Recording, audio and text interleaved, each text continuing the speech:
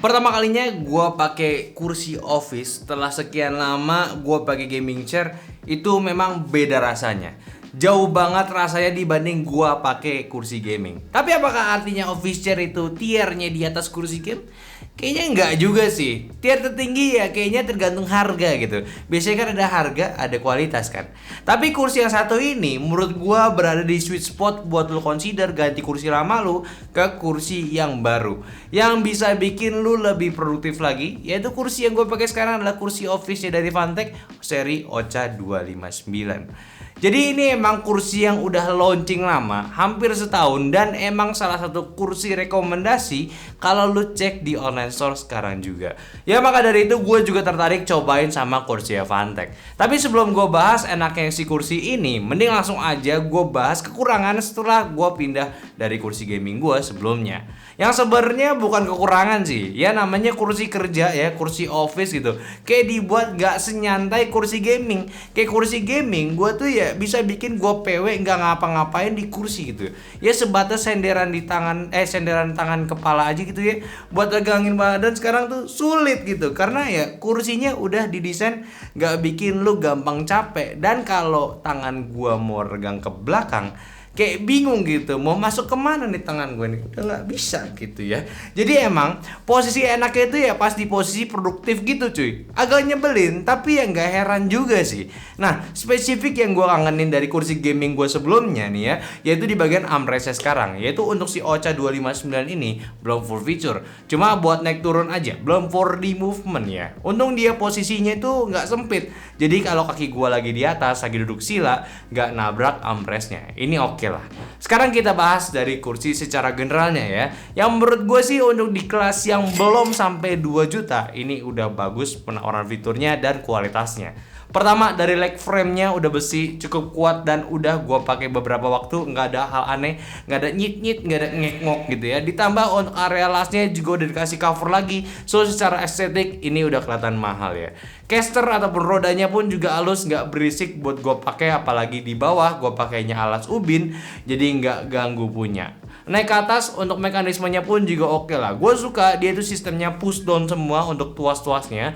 Dan untuk recliningnya ini memang belum sampai 180 derajat, tapi udah cukup kerasa untuk tidurannya di posisi maksimalnya maksud gue.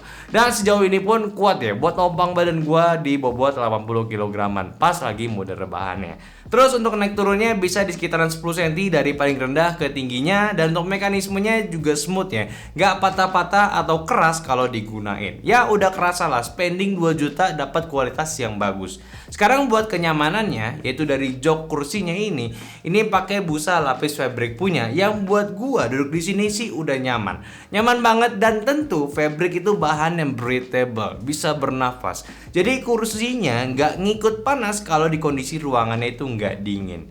Sisi punggungnya dia pakai mesh punya yang kuat banget dan sama breathable juga, jadi nggak panas nih punggung lu kalau dipakai lama kursinya. Memang nggak seempuk kursi gaming yang ada busa buat nopang bentuk badan kita. Cuma enaknya nih, ini nggak panas gitu. Apalagi kalau kita naruh kipas angin di belakang, rasa itu ya punggung kita jadi semriwing gitu badannya. Ini juga ada lumbar supportnya. Fitur penting banget buat kursi itu wajib ada kalau menurut gua sekarang ya. Mau bentukan kayak gini ataupun gaming, kayak biar postur badan itu nggak cepet tua gitu. Cuma untuk si Ocha 259 ini sih ya, gua rasa posisi lumbarnya kurang naik sih untuk postur badan gua. Kalau di posisi tegak kayak gini, gua ngerasa lumbar supportnya itu masih terlalu rendah, walaupun gua udah atur posisi yang paling atas. Dan di sisi atasnya ada neck rest pula, sama bisa di-adjust ketinggiannya dan bisa pas dengan posisi leher gua. Ini bagus, ini nyaman banget kalau di posisi tegak, kayak ditopang leher tuh biar leher gua nggak miring-miring gitu. Untuk kaki juga ada retractable leg rest-nya ya. Sebenarnya di fitur gua bingung cara pakai yang paling PW itu kayak gimana, tapi gue yakin ini bisa dipakai dengan dua cara, di mode panjangnya ataupun mode pendek, kayak sesuaiin sama kaki lu mau nyantainya kayak gimana. Ini sebenarnya sih enak ada beginian. Ya jadinya sih ya kalau dibahas soal kenyamanannya aja ya, Nggak ada duanya kalau untuk kursi office. Tapi lebih nyaman untuk saat kerja memang ya. Kalau nyaman saat nyantai nggak tahu kenapa tetap kursi gaming kayak menurut gue lebih prefer lebih ke situ gitu ya. Mungkin lebih besar, pakai busa, dadi tebel, kelihatannya lebih sturdy gitu ya. Jadi lebih percaya aja kalau pakai buat rebahan. Ya ini sih gue yakin juga kuat juga. Cuman ya gimana sih ya? Ya lu paham lah ya dari bentuk yang lebih minimalis gitu. Ada jaket hanger juga. Ini fitur yang paling oke pula. Kayak gue tiap datang ke studio kadang gue suka naruh jaket, yang kadang naruh itu sembarangan di mana aja. Dan semenjak ada si hangernya ini, terus gue juga bisa gantung yang lain kayak tas lempang gue juga. Jadi cukup multifungsi. Ini menarik lah buat ide seperti ini. Intinya mah ya, untuk 2 juta kurang, kursi office Funtech ini udah kasih beberapa fitur yang bikin gue sih nggak ngeluh gitu. 2 juta kok gini doang gitu, nggak ada gitu. Udah cukup banyak lah ya. Ya walaupun beberapa hal yang biasa gue mainin kayak armrest 4D, movement itu belum ada, tapi it's okay lah. Kalau buat rakit ya gue sih nggak ada b-rollnya gitu. Ya seperti biasa, karena gue terlalu hype sama barangnya, pengen coba barangnya datang, gue buka, gue rakit, dan gue lupa buat bikin videonya. Plus plus malas gue bongkar ulang buat videoin lagi kayak. Tapi yang bisa gue simpulin di sini untuk proses rakitnya ini gampang. Penjelasannya juga cukup mudah untuk gue baca, tapi gue nggak boleh bikin gue sendiri jadi benchmark ya, karena sering juga alur yang rakit yang gue bisa baca, tapi teman-teman gue masih belum bisa baca, masih kebingungan cara bacanya. Ya setidaknya gue nggak kesulitan pas lagi rakit si kursinya. Kurang lebih rakitnya sih sama aja, kayak dari base bawah pasang roda, terus mekanismenya baru deh jok ke atas gitu. Cuma karena ini memang lebih simple daripada kursi gaming ya, packingnya tuh juga ikutan nggak gede cuy, nggak makan tempat, dan harusnya jadi salah satu nilai lebih untuk ongkos kirim ketika kalian beli si kursinya ini. Nggak semahal kalau lu beli kursi gaming.